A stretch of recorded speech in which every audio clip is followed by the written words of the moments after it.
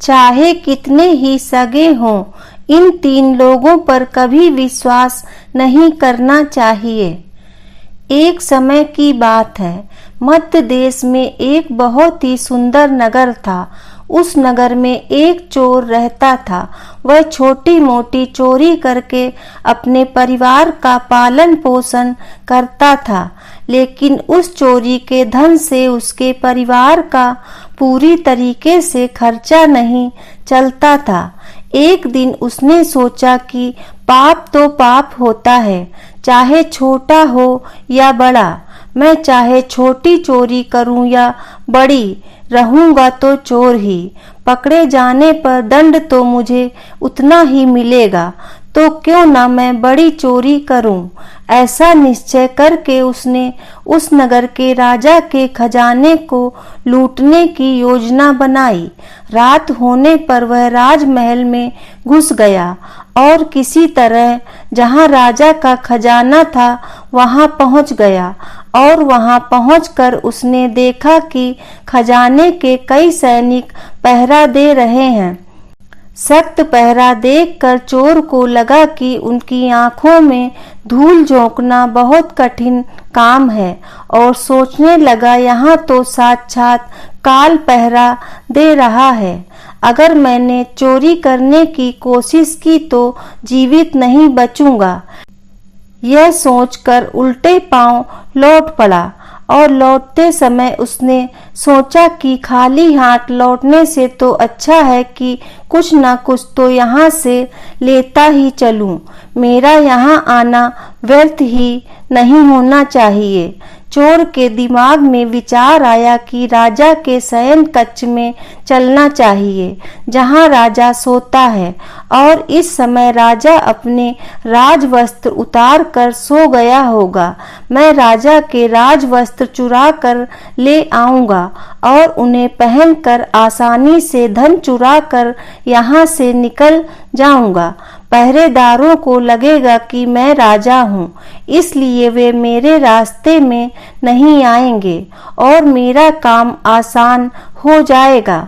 ऐसा निश्चय करके चोर राजा के शयन कक्ष के पास पहुंच गया और उसने धीरे से पर्दा हटाकर देखा तो अंदर का नजारा देखकर आश्चर्यचकित रह गया। उसने देखा कि राजा अपने पलंग पर गहरी नींद में सोए हुए हैं और उनकी रानी अर्धनग्न अवस्था में पलंग पर बैठी हुई है। रानी को जागता हुआ देखकर चोर के हाथ पैर फूल गए और वह एक तरफ दीवार से सटकर खड़ा हो गया और रानी के सो जाने का इंतजार करने लगा। थोड़ी देर बाद फिर उसने पर्दा हटाकर देखा कि रानी सोई है या नहीं, क्योंकि रानी सोए तो राजा के वस्त्र चुराए जाएं। चोर ने देखा रानी अभी भी उसी तरह बैठी हुई थी। यह देखकर चोर वहां रखी हुई टेबल पर बैठने लगा। जैसे ही वह टेबल पर बैठा तो उस पर रखी हुई पानी की गिलास नीचे गिर गई। उस आवाज को सुनकर राजा की नींद तो नहीं खुली, परंतु रानी तलवार लेकर बाहर आ गई और तलवार चोर की गर्दन पर रख दी और बोली, कौन है तू और यहाँ किस लिए आया है? सच सच बता, वरना तेरा सिर धड़ से अलग कर दूंगी। चोर डर के मारे पसीने से लथपथ हो गया और हाथ जोड़कर गिड़गिड़ाता हुआ बोला, रानी साहिबा, मेरी जान बख्श दो। मैं एक गरीब चोर हूँ और चोरी करने के उद्देश्य से ही मैं यहाँ पर आया हूँ। छोटी मोटी चोरी करके अपने परिवार का पालन पोषण करता हूँ। आप मुझे मार दोगी तो मेरे बच्चे अनाथ हो जाएंगे। मैं वचन देता हूँ कि इस बार मुझे छोड़ दो। मैं कभी दोबारा राजमहल की तरफ मुड़कर नहीं देखूंगा। मेरे छोटे छोटे बच्चों पर रहम करो। रानी को उस पर दया आई और उसने कहा, सुनो, मैं तुम्हें एक शर्त पर छोड़ सकती हूँ। मैं इस समय काम से पीड़ित हूँ। यदि तुम मेरे साथ समागम करो तो मैं तुम्हें यहाँ से जाने दूंगी, वरना एक ही झटके में तुम्हारा सिर काट दूंगी।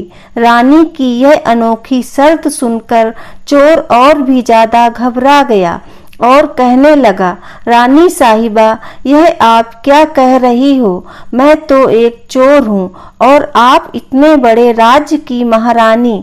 मेरी क्या औकात है जो मैं तुम्हारे साथ ऐसा करूँ? मेरे लिए तो यह सोचना भी बहुत बड़ा पाप है। रानी ने कहा, मैं कुछ नहीं सुनना चाहती।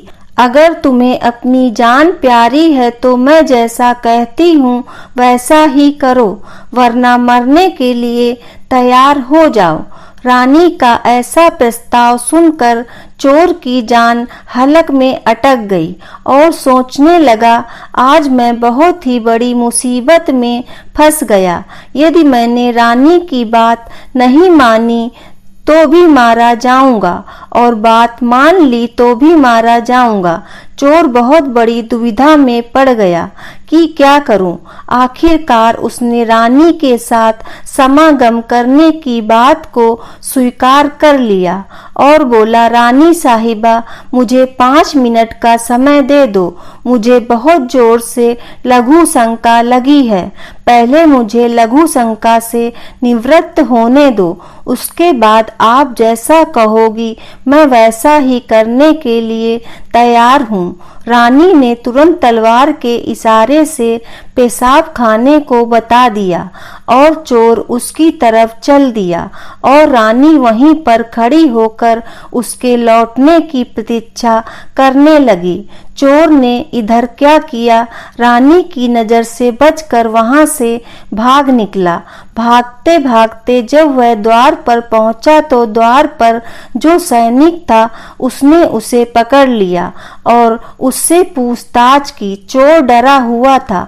उसने सैनिक को सच सच बता दिया कि वह एक चोर है और राजमहल में चोरी करने आया था, लेकिन रानी ने उसे पकड़ लिया और उसे छोड़ने के बदले एक शर्त रखी थी कि वह उसके साथ समागम करे।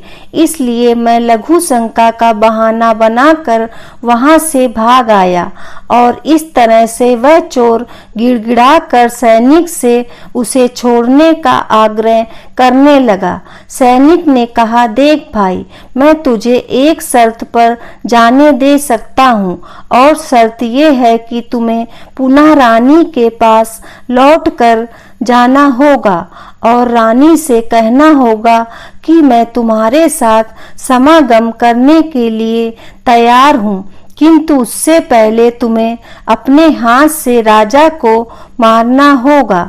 सैनिक की यह शर्त और भी ज्यादा कठिन थी। चोर ने सोचा, वैसे तो प्राण बच भी सकते थे, परंतु अब नहीं बचेंगे। अगर रानी से यह बात कही तो रानी मेरा सिर काट देंगी। अब चोर को चारों तरफ मौत ही मौत दिखाई दे रही थी। अब मजबूर चोर वापस रानी के पास गया और बोला, रानी साहिबा, मैं तुम्हारे साथ समागम तो करूंगा, लेकिन मुझे एक बात का डर है।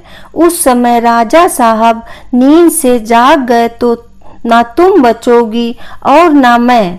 राजा साहब हम दोनों को मार डालेंगे। इसलिए तुम्हें एक काम करना होगा।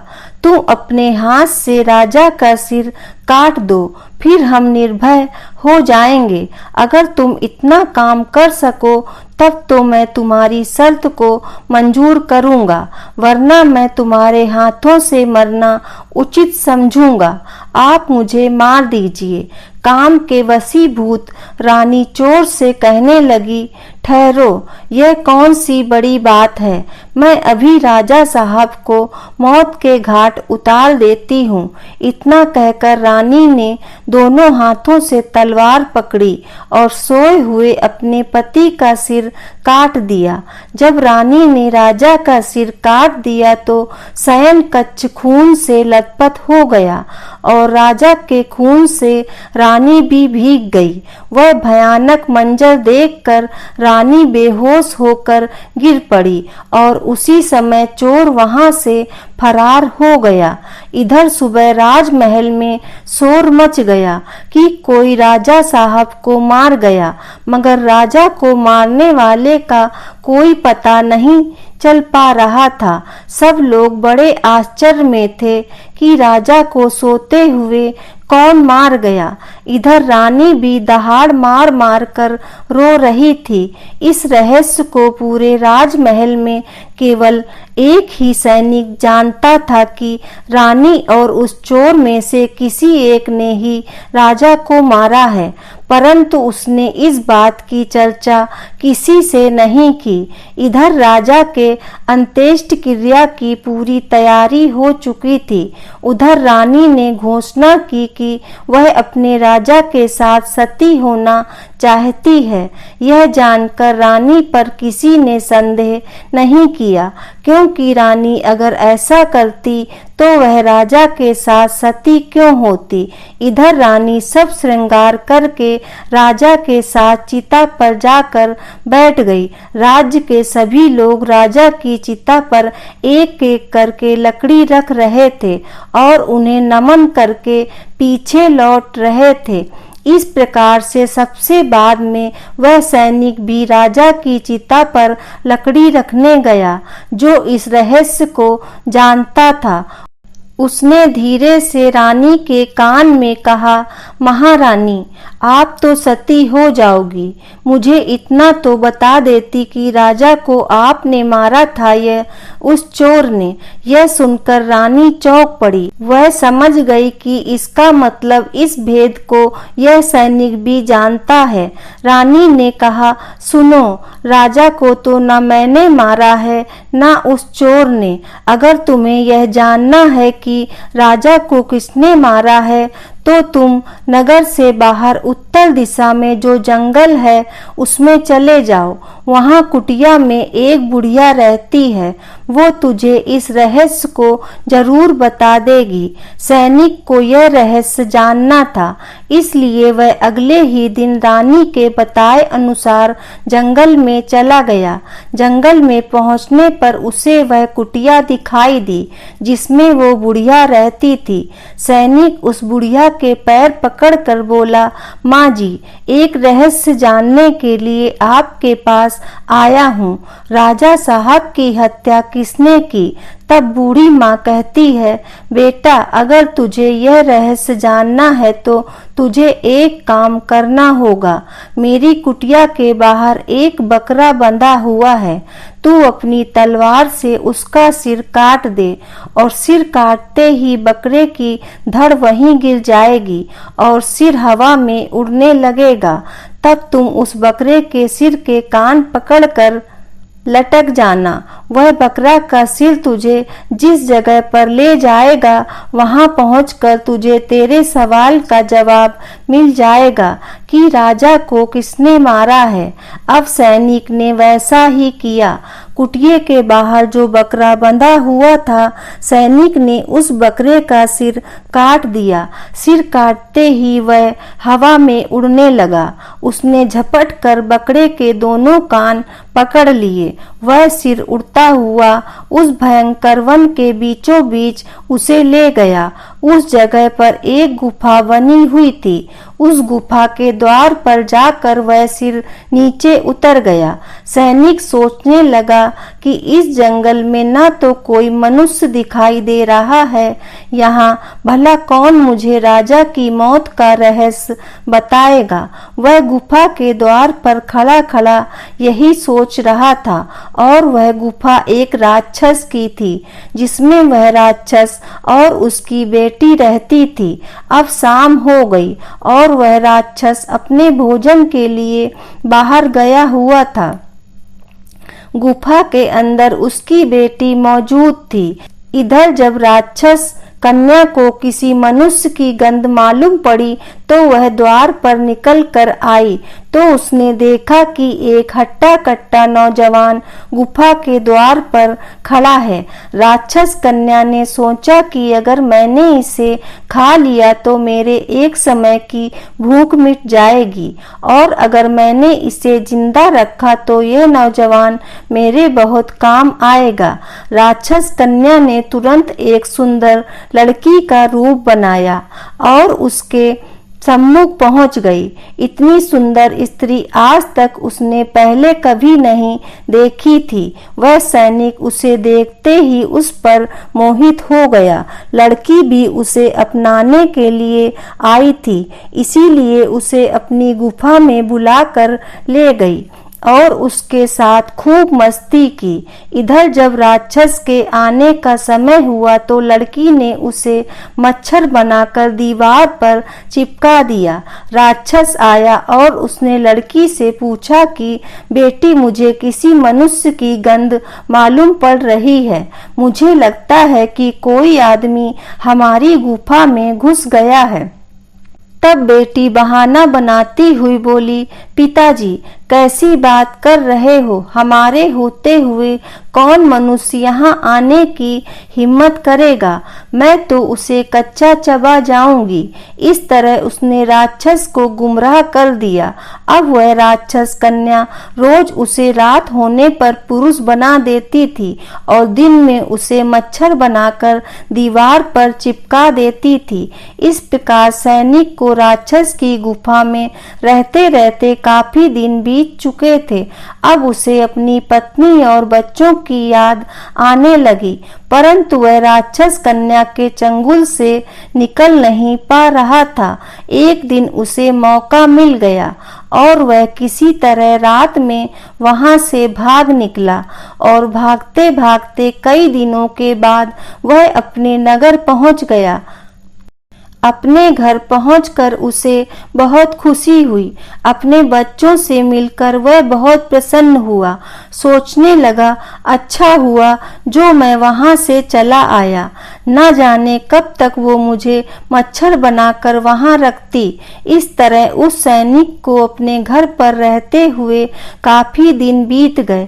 एक दिन उसे फिर उस लड़की की याद आई। अब तो दिन रात वह उसके ख्यालों में खोया रहता। उसकी सुंदरता को याद करके उससे मिलने की इच्छा करता। उसके बिना न खाना अच्छा लगता न पीना। हर समय यही सोचता था कि उससे किस तरह मिलन होगा। सैनिक उस राक्षस कन्या से मिलने के लिए छटपटाने लगा और उसने फिर से उसके पास जाने का निश्चय किया। उसने सोचा कि पिछली बार तो मुझे उस बुढ़िया ने पहुंचा दिया था, लेकिन अब मैं वहां से भागकर आया हूँ, इसलिए मुझे रास्ते का भी ज्ञान नहीं है। क्यों ना मैं एक बार फिर उस बुढ़िया की सहायता ले लूं। ऐसा सोचकर वह उस बुढ़िया की कुटिया पर पहुंच गया और हाथ जोड़कर बोला, हे माता, एक बार मुझे फिर से उसी स्थान पर भेज दो जहां पर मुझे पहले भेजा था। अब वह सैनिक राजा की हत्या का रहस्य जानना तो भूल चुका था और राक्षस कन्या से मिलने की बेचैनी उसके अंदर बढ़ती जा रही थी। वह बुढ़िया समझ गई कि यह काम के वशीभूत है। उस बुढ़िया ने कहा, बेटा, पहले तो मेरे पास एक बकरा था जिसके कान पकड़कर तुम वहां चले गए। अब तो वह भी नहीं है। अब मैं तुम्हें वहां कैसे पहुंचाऊं? तब सैनिक ने कहा, हे माता, मैं तुम्हारा जीवन भर ऋणी रहूंगा। एक बार उस लड़की से मुझे मिला दो। बुढ़िया ने कहा, बेटा, मैं तुझे मिला तो दूंगी, पर इसके लिए तुझे अपने बेटे को मेरे पास लाना होगा। सैनिक बोला, यह कौन सी बड़ी बात है। इतना कहकर सैनिक अपने बेटे को बुलाकर ले आया। बुढ़िया ने कहा, बेटा, जिस तरह तुमने बकरे का सिर काटा था उसी तरह अपने बेटे का सिर भी काट देना, फिर उसी तरह इसका सिर भी हवा में उड़ने लगेगा। तुम इसका सिर पकड़ लेना और यह तुम्हें उसी स्थान पर पहुंचा देगा। काम के वशीभूत वह सैनिक अपने बेटे का सिर काटने के लिए तैयार हो गया। उसने जैसे ही तलवार लेकर बेटे का सिर काटना चाहा, तब वह बुढ़िया ने उसका हाथ पकड़ लिया और कहने लगी, ठहरो, यही तुम्हारे प्रश्न का जवाब है। चाहे कितने ही सगे हों, इन 3 लोगों को कभी भी विश्वास नहीं करना चाहिए। पहला, राजा को न तो चोर ने मारा और न रानी ने। राजा को हवस ने मारा था। जिस तरह काम वासना में अंधे होकर तुम अपने बेटे को मारने के लिए तैयार हो गए, इस हवस के वशीभूत होकर मनुष्य अंधा हो जाता है और वह निंदित से निंदित काम भी कर डालता है। दूसरा, इसी तरह धन का लालची भी धन में अंधा होकर कुछ भी नहीं देख पाता और वह धन के लालच में आकर किसी को भी मार डालता है।